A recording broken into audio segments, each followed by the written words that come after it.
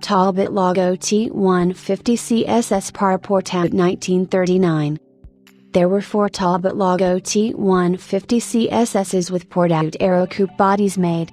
2 are in private collections and there are shadowy rumors of another in pieces, although no one has seen so much as a picture. The last is offered here, and is the perfect storm of exceptional provenance. Begun as war clouds gathered in 1939, it was not seen complete until the conflagration was over.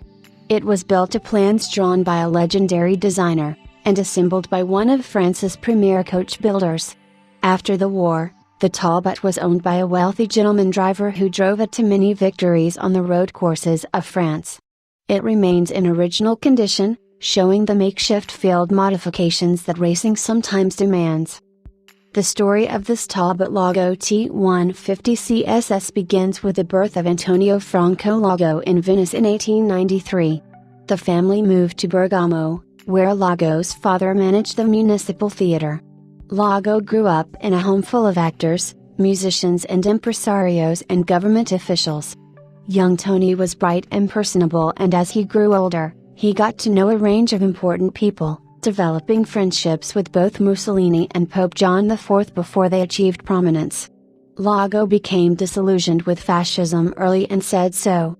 Knowing he was under threat, he always carried a hand grenade with him.